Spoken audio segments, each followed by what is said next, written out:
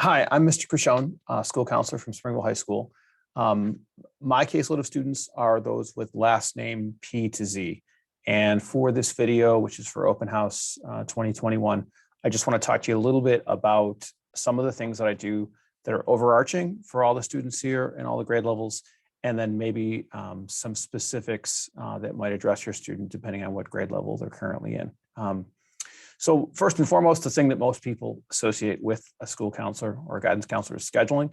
We're just kind of coming off one of the busiest parts of the year with that, and that's our drop add period. So if your student initiated a change in their schedule, it should have taken place by now. We had a form that we sent out once schedules hit the portal over the summertime as to how they could request a change. And we've done that in some way, shape, or form every single year to try to get these things addressed as soon as we can during the beginning of the school year.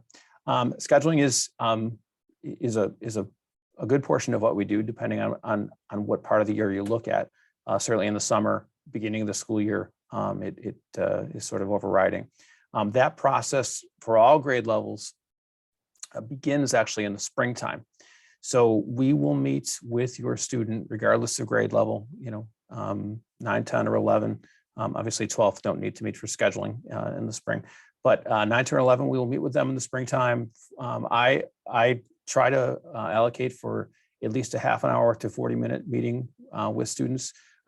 We send out notice for that usually in February once the new curriculum guide for the upcoming school year hits. And if parents want to be involved with that, we've kind of become a lot more creative about how you can be. They used to be face-to-face meetings only. Obviously, with the pandemic, we had to go to Zoom meetings like we're doing right now. I've had parents bridge into meetings in this past year through Zoom, through coming in through speakerphone, or in some cases at the end of the year when we could allow it face-to-face. So if you want to participate in your students' scheduling meeting, absolutely get a hold of me. And we will do that. I won't be setting those up until usually late February. You'll get some notice from us about when those are starting to occur when we have the new curriculum guide in place. Other things that I do here that are certainly overarching is looking at social emotional concerns that students come in with, and those might be things that arise from incidents or issues they're dealing with in the classroom. Could be things that are in school but outside of the classroom, could be things from home, could be things from the community. How I know about those things, sometimes the students just make an appointment or come walking through my door. Maybe they're in crisis and they're brought down by a teacher or a staff member. Other times a parent will raise something to me and say, hey, I'm concerned because this occurred. Could you talk with my student? So that piece is sort of dependent upon where I get that info with. I usually will follow up with students for a period of time informally. If it is something that is an ongoing type thing, I may call a parent and make a recommendation for an outside counseling referral or otherwise. Some students here who are identified will have weekly IEP counseling, and I do that for some of our identified students as well.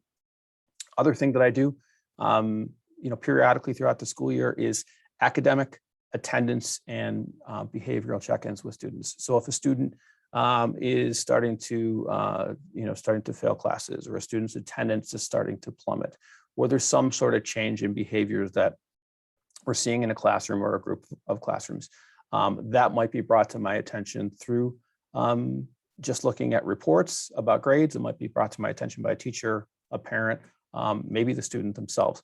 But those are things that all are kind of ongoing throughout the school year. Sometimes that's rolled into the scheduling meeting that occurs with kids. Certainly talking about grades and attendance is a part of that. But there are also times where I may just pull a student out of class, talk to them a little bit right in the hallway, or I may be checking with them electronically on email or otherwise, depending on the nature and the severity of the issue. Just to go down by grade level and give you a sense of the types of things that I'll be doing this year. For seniors, we are at the cusp of what's called senior review season.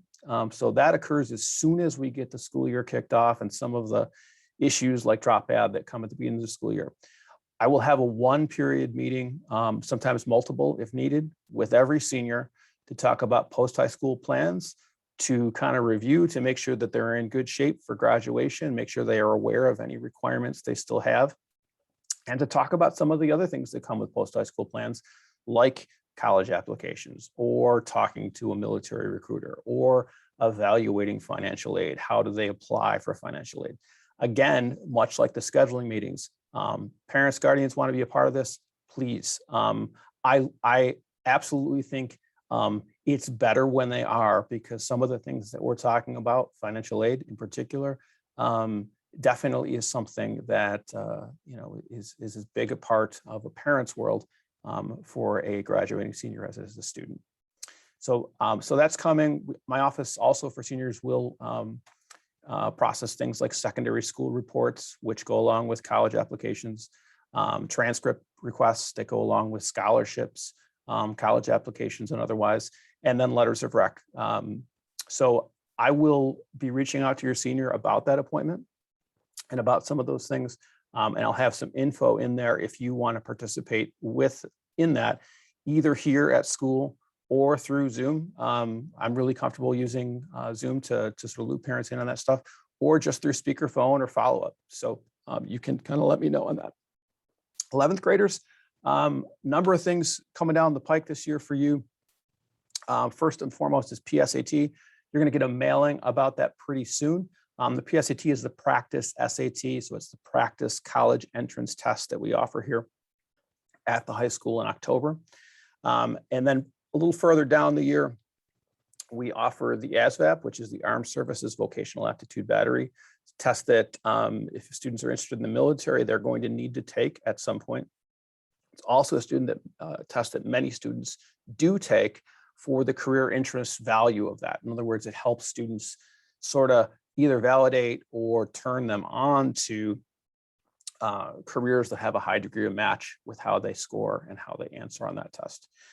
Farther along in the springtime, we're going to talk with them about SATs and ACTs, which again are the college entrance testing tests that are mostly used here, and then of course the spring scheduling meeting with juniors is very important, because not only are we scheduling for your final year in high school, we're scheduling to put you in a position to have your transcript looked as attractive as possible to a college or employer or military recruiter after you graduate. So that is a particularly important meeting in terms of making future decision making. 10th graders, we will be working in the fall to update your career plans, which we started last year. We will do that in the fall, and then also early part of the winter, we'll start to talk to you about the vocational education opportunities that are available through our VOTEC centers, specifically Ormsby and Ellicottville. We'll deliver some information on that, and depending on what kind of situation we're in, we may take a field trip for students who are interested to see those programs. That has been a little bit dependent on the situation with COVID the last couple of years, but hopefully we're in a situation where we can do that for those students who are interested in 10th grade, so they can see if a VOTEC program is right for them in 11th and 12th grade. Freshmen, students I don't know particularly well unless I've seen them through drop ad. My first opportunity to kind of get to know you is through Google Classroom and the career plan that I will roll out to you.